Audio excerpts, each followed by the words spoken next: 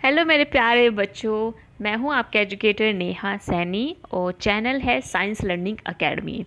तो आज बच्चों हम पढ़ने वाले हैं नेक्स्ट टॉपिक यानी कि पार्ट 5 है, जिसके अंदर आज हम डिस्कस करेंगे जो हमारा बचा हुआ पार्ट था कि सिस्मोग्राफ के बारे में डिस्कस करेंगे और इसके साथ साथ डिस्कस करेंगे how to protect against earthquake. ठीक है, चलिए अब हमने यहाँ तक कंप्लीट कर लिया था। अब यहाँ से डिस्कस करते हैं। The tremors produced waves on the surface of earth, यानी कि जो ट्रीमर्स है वो क्या करते हैं, प्रोड्यूस करते हैं वेव्स को। इन वेव्स को हम क्या करते हैं, इन वेव्स को हम कहते हैं सिस्मिक वेव्स। जो ये वेव्स आपको दिख रही है, इन वेव्स को हम क्या कहते हैं, सिस्मिक वेव्स कहते हैं। The waves are recorded by an instrument called the seismograph. जो ये वेव्स रिकॉर्डेड की जाती हैं इंस्ट्रूमेंट से, उसको हम क्या बोलते हैं, सिस्मोग्राफ बोलते हैं। The instrument is simply vibrating road. Instrument क्या होता है, सिंपली एक वाइब्रेटिंग रोड होती है और ए पेंडुलम, और क्या होता है, एक पेंडुलम होता है। ठीक है, which start vibrating when tremors occur. तो जैसे ही ये जो ट्रीमर्स होते हैं, ये जो झटके जो होते हैं वो आने शुरू होते हैं, जो वेव्स आने शुरू होती हैं, तो इस टाइम पे क्या होता है, ये जो आपका पेंडुलम है ये क्या करने लगता है, एकदम से वाइब्रेट करने लगता है। ठीक है, और इसके साथ क्या होता है, एक पेन अटैच होता है, और ये पेन जो है वो भी क्या होता है, वो भी रिकॉर्ड करने लगता है सिस्मिक वेव्स को इस पेपर पर। ठीक है, यानी कि यहाँ पर ये जो पेंडुलम है, इसके नीचे जो पेन लगा हुआ है, तो जैसे ही ये पेंडुलम जो है वो हिलेगा, ठीक है, तो उसकी वजह से क्या होगा, पेन भी मूव करेगा, तो पेपर पे क्या हो जाएगी, इस तरह के सिस्मिक वेव्स जो हैं वो बन के तैयार हो जाएंगे। ठीक है, तो ये जो सिस्मिक वेव्स है ये क्या दिखाई देंगी, इस तरह से इनका मोमेंट आपको यहाँ पर दिखाई देगा। अगर ज़्यादा तेज झटका होगा तो ज़्यादा लंबी लाइन बनेगी, वरना फिर इस तरह से कम बनेगी। ठीक है, ज़्यादा तेज झटका हुआ तो ज़्यादा लंबी। ओके, इन वेव्स को स्टडी करते हैं कौन, साइंटिस्ट, और एक कंप्लीट मैप तैयार करते हैं अर्थक्वेक का। ठीक है, जिसकी वजह से हम पावर टू कोज डिस्ट्रक्शन, हम ये चीज़ जान पाते हैं कि इस अर्थक्वेक में कितनी पावर है डिस्ट्रक्शन की। ठीक है, कि कितना ही खतरनाक हमारे लिए हो सकता है। Let's many other scales in science, decibel और इज अनदर एग्जाम्पल। डेसिबल भी क्या एक अनदर एग्जाम्पल है। रिक्टर स्केल जो होती है, वो रिक्टर स्केल जो होती है वो लीनियर नहीं होती है। ठीक है, लीनियर का मतलब है मतलब बिल्कुल एकदम सीधी नहीं होती है। ये क्या रहती है, इस तरह से, मतलब जैसी जैसी वेव्स होंगी उसके हिसाब से होगी। This means that earthquake of magnitude 6 does not have 1.5 times the destructive energy of earthquake magnitude 4। ठीक है, जैसे कि यहाँ पे बोला गया है कि अगर किसी अर्थक्वेक का मैग्नीट्यूड 6 है और किसी अर्थक्वेक का मैग्नीट्यूड 4 है, तो ज़रूरी, ये बिल्कुल भी ज़रूरी नहीं है, या बिल्कुल भी ये आप नहीं कह सकते हैं कि जिसका मैग्नीट्यूड 4 है उससे थोड़ा ही ज़्यादा डिस्ट्रैक्शन करेगा मैग्नीट्यूड 6 वाला। ये बिल्कुल भी नहीं होगा। क्यों नहीं होगा, क्योंकि अगर किसी भी अर्थक्वेक का मैग्नीट्यूड जो है वो 2 है, इसका मतलब क्या है कि वो 1000 टाइम्स डिस्ट्रक्टिव है। ठीक है, अगर किसी का मैग्नीट्यूड 4 है, दैट मीन्स वो 4000 टाइम्स डिस्ट्रक्टिव है, और जिसका मैग्नीट्यूड 6 है उसका मतलब क्या है, 6000 टाइम्स डिस्ट्रक्टिव है। यानी कि जिसका मैग्नीट्यूड जितना ज़्यादा होगा वो उतना ही ज़्यादा थाउजेंड्स में डिस्ट्रक्टिव होगा, बहुत ज़्यादा खतरनाक होगा वो। ठीक है, अब यहाँ पे क्या है, protection against earthquake. We know that from the earlier page that earthquake can not be predicted. जैसे कि हम सभी जानते हैं कि अर्थक्वेक को हम प्रिडिक्ट नहीं कर सकते हैं। It have also seen that they can be highly destructive. ये सिर्फ ये दिखा सकता है कि कितना ज़्यादा डिस्ट्रक्टिव है।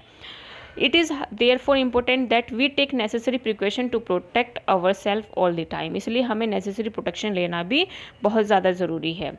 People living in seismic zones, यानी कि वो लोग जो कि सिस्मिक जोन्स के अंडर रहते हैं, यानी कि जहाँ पर अर्थक्वेक बार बार आते रहते हैं, वो वाला जो जोन है, उन वहाँ के जो लोग हैं वो स्पेशली क्या करते हैं, स्पेशली प्रिपेयर रहते हैं अर्थक्वेक्स के लिए। किस तरह से, first of all the building in this zone should be so designed. यहाँ पर जो बिल्डिंग्स होती हैं वो बहुत डिज़ाइंड रहती हैं।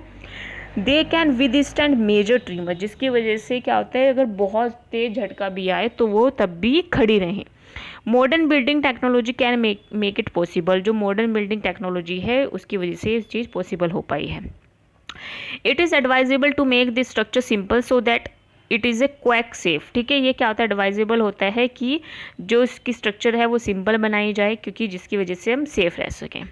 Consult qualified architect and structural engineers, इसके लिए हमें क्या करना पड़ेगा, जो क्वालिफाइड आर्किटेक्ट है और जो स्ट्रक्चरल इंजीनियर्स हैं उनसे कंसल्ट करना पड़ेगा।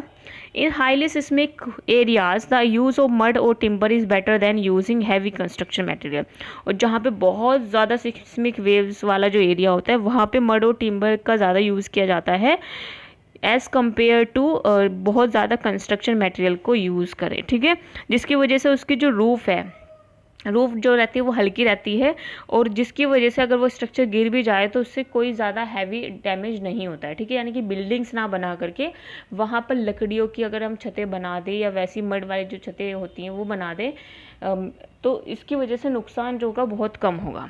It is better if the cupboard and shelves are fixed to the wall so that they do not fall easily, और इससे अच्छा है कि जो कपबोर्ड्स होते हैं वो जो सेल्फ्स होती हैं उन्हें दीवारों पर फिक्स कर दिया जाए जिससे वो इजीली ना गिर सके।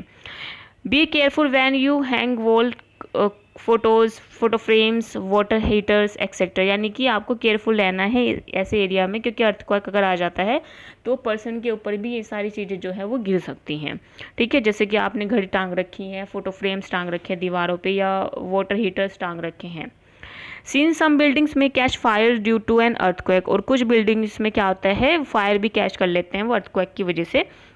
It is necessary that all buildings, especially tall buildings, have fire fighting equipment in working order, ठीक है।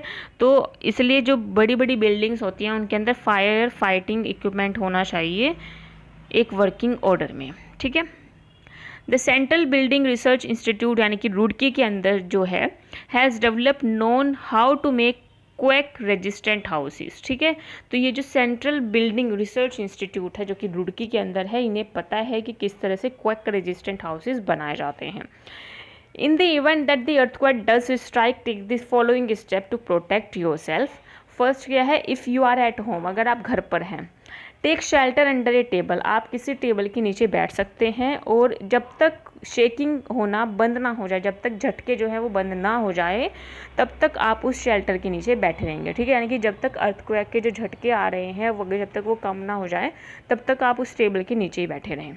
Stay away from tall and heavy object that में फॉल ऑन यू, यानी कि आप बड़े बड़े जो ऑब्जेक्ट्स हैं, जो हैवी ऑब्जेक्ट्स हैं, उनसे दूर रहें क्योंकि वो गिर सकते हैं आपके ऊपर। If you are in bed do not get up, protect your head with pillow, अगर आप बेड पर पड़े हुए हैं तो बेड पर ही पड़े रहे, वहाँ से उठे नहीं, और अपने सिर को बचाने के लिए एक पिलो रख लें।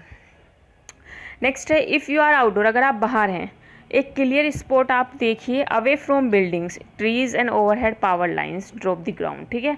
यानी कि जो चीज़ें गिर सकती हैं आपके ऊपर, जैसे बड़े बड़े ट्रीज़ हैं और बिल्डिंग्स हैं और पावर लाइंस जो होती हैं, जो ये टावर्स होते हैं और खंबे जो लगे होते हैं, उन बिजली के खंबे जो होते हैं उनसे आपको दूर रहना चाहिए। If you are in a car और ए बस डू नॉट कम आउट, अगर आप कार और बस में हैं तो आप बाहर ना आएँ। Ask the driver to drive slowly to a clear spot, और अपने ड्राइवर से पूछे कि क्या वो स्लोली धीरे धीरे ड्राइव कर सकते हैं क्लियर स्पॉट पर। Do not come out till the trimmer stop, और जब तक ये झटके जो हैं, जो ट्रिमर्स हैं वो बंद ना हो जाए तब तक आपको बाहर नहीं आना है। अब देखते हैं आपने क्या सीखा। Some object can be charge by rubbing with other object, तो ये चीज़ आप जानती ही हैं कि कुछ ऑब्जेक्ट जो हैं वो चार्ज हो जाते हैं अगर आप उनको रब करते हैं दूसरे ऑब्जेक्ट पे। दो तरह के चार्जेस होते हैं, पॉजिटिव और नेगेटिव चार्जेस। इसमें से जो लाइक चार्जेस होते हैं वो रेपल करते हैं, और अनलाइक चार्जेस जो होते हैं वो आपस में अट्रैक्ट करते हैं। Electrical charges produced by rubbing are called statical charge, यानी कि वो इलेक्ट्रिकल चार्जेस जो कि प्रोड्यूस होते हैं रबिंग से उनको हम स्टैटिकल चार्जेस बोलते हैं। When charges move, they constitute an electrical current, और जैसे जैसे चार्जेस जो है मूव करना शुरू करते हैं ये क्या करते हैं, इलेक्ट्रिकल करंट को कॉन्स्टिट्यूट करते हैं। An electroscope may be use to detect whether a body is charge और नॉट, एक जो इलेक्ट्रोस्कोप है वो यूज़ किया जाता है डिटेक्ट करने के लिए कि कोई बॉडी जो है वो चार्ज है नहीं है। The process of transfer of charge from a charge body to the earth is called earthing, यानी कि ट्रांसफ़र होना चार्ज का एक चार्ज बॉडी से अर्थ पर, उसको हम क्या बोलते हैं, अर्थिंग बोलते हैं। The process of electrical discharge between clouds and earth or between different clouds causes lighting, ठीक है। जो प्रोसेस होता है इलेक्ट्रिकल डिस्चार्ज का क्लाउड्स और अर्थ में और डिफरेंट क्लाउड्स में, उसको हम क्या बोलते हैं, लाइटनिंग बोलते हैं, बिजली का चमकना बोलते हैं। लाइटनिंग स्ट्राइक को डिस्ट्रॉय लाइफ एंड प्रॉपर्टी, जो बिजली चमकती है वो डिस्ट्रॉय कर सकती है लाइफ को और प्रॉपर्टी को भी। Lightning conductors can protect building from the effects of lightning. जो लाइटनिंग के कंडक्टर्स होते हैं वो बिल्डिंग को प्रोटेक्ट कर सकते हैं लाइटनिंग के प्रभाव से। अर्थक्वेक एक सडन शेकिंग है और ट्रेम्बलिंग है अर्थ की। Earthquake caused by disturbance deep, यानी कि जो अर्थक्वेक है वो गहराई तक डिस्टर्बेंस क्रिएट कर देता है अर्थ क्रस्ट के अंदर। It is not possible to predict the occurrence of an earthquake, और ये बिल्कुल भी पॉसिबल नहीं है प्रिडिक्ट करना अर्थक्वेक की अकरेंस को। Earthquake tend to occur at the boundaries of earth plate. जो अर्थक्वेक है वो अकर करता है बाउंड्रीज ऑफ अर्थ प्लेट पर, और इन बाउंड्रीज को हम बोलते हैं फोल्ड जोन्स। डिस्ट्रक्टिव एनर्जी जो होती है अर्थक्वेक की वो मेज़र की जाती है रिक्टर स्केल पर, और द अर्थक्वेक मेजरिंग 7 और more Richter scale can cause severe damage to life and property. तो जो अगर ये जो रिक्टर स्केल पर मैग्नीट्यूड 7 से ज़्यादा आ जाता है, इसका मतलब क्या है कि बहुत बहुत ज़्यादा नुकसान पहुंचने वाला है प्रॉपर्टी और लाइफ को।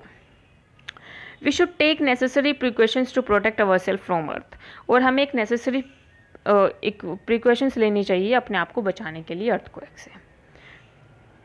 तो ये था आज का चैप्टर, जिसमें आज हमने डिस्कस कर लिया है आपका पूरा कंप्लीट चैप्टर नंबर 15। तो चैप्टर नंबर 15 भी आपका कंप्लीट हो चुका है। नेक्स्ट क्लास में हम लोग करेंगे आपके एक्सरसाइज, ठीक है। इसकी एक्सरसाइज हम नेक्स्ट क्लास में कंप्लीट कर लेंगे, जो कि आप अपनी नोटबुक में नोट डाउन करेंगे।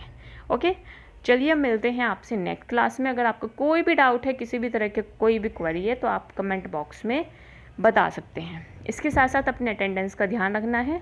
आपको अपने अटेंडेंस के लिए अपना नेम और अपनी क्लास साथ में लिखनी है। चलिए मिलते हैं अब नेक्स्ट क्लास में। Bye bye everyone, thanks for joining.